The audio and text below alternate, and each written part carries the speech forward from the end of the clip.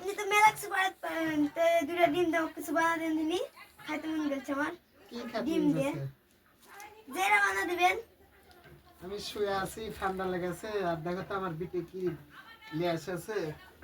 তো চলো যে বানা দিকে। যে ঠান্ডা বাবা, কি বানা দিব রে। ঠান্ডা তো আমাকে উঠতে মন যাচ্ছে না। ঘাস কাটে এসে শুয়ে আছি। তো চলো আলুগুলো সুন্দর করে কেটে নিয়েছি আর ডিম দিয়ে এখন সিদ্ধ করতে চলো। আলু আর ডিমগুলো সিদ্ধ হয় কারেন্ট করে আটাটা সানে নিই। পরিমাণ মতো লবণ দিব, তেলও দিয়ে দিব।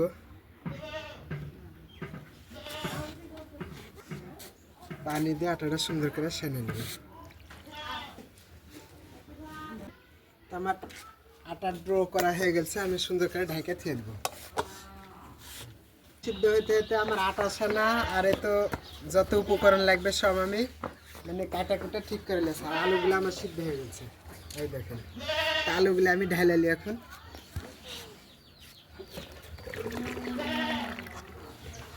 ডিম দুটা ছিলালি। তোমার ডিম দুটা ছিলা হয়ে গেছে, আমি সুন্দর করে কাটে নিব।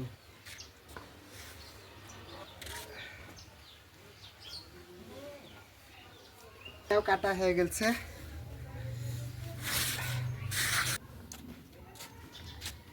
আমি এখন আলু ডিমগুলো সুন্দর করে ভাজে নেব। পেঁয়াজগুলা ভাজা ভাজা করে নেব। দিয়ে দেবো একটু পরিমাণ মতো লবণ, তো কাঁচামরিচ আর টমেটোগুলো দিয়ে দেবো। দিয়ে আমি সুন্দর করে ভুনা নেব। রেখে দিই টমেটোগুলো সিদ্ধ হওয়ার কেনে। টমেটোগুলো কষানো হয়ে গেছে, আমি এখানে সিদ্ধ আলুগুলো দিয়ে দেবো। তো ডিমগুলো আমি দিয়ে দেবো এখন।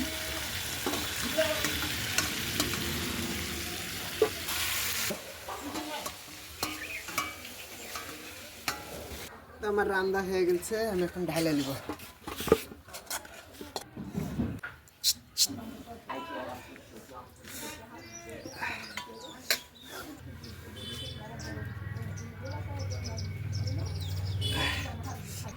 বানা নিব।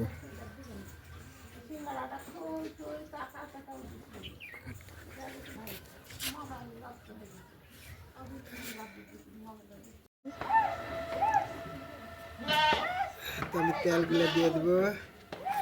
তেল গরম হলে এগুলো ভাজবো। তেল গরম হয়ে গেছে, আমি একটা একটা করে ভাজে নেব। এই তো আমার মানে বিটিতে বলেছে, আর আমি রেসিপি অত নাম জানি না, তবে বানালছি। তা আমার বিটি গ্লেজে দিই, দেখি খায়া কি বলে। মারিয়া এ দেখো লাও বানালছি, দেখো দিনই খায়া কেমন হয়েছে। আর দেখো তো দেখতে সুন্দর লাগছে না? সেই সুন্দর লাগছে। তাহলে খায়া দেখো স্বাদ হয়েছে কি। সেই স্বাদ হয়েছে। স্বাদ হয়েছে।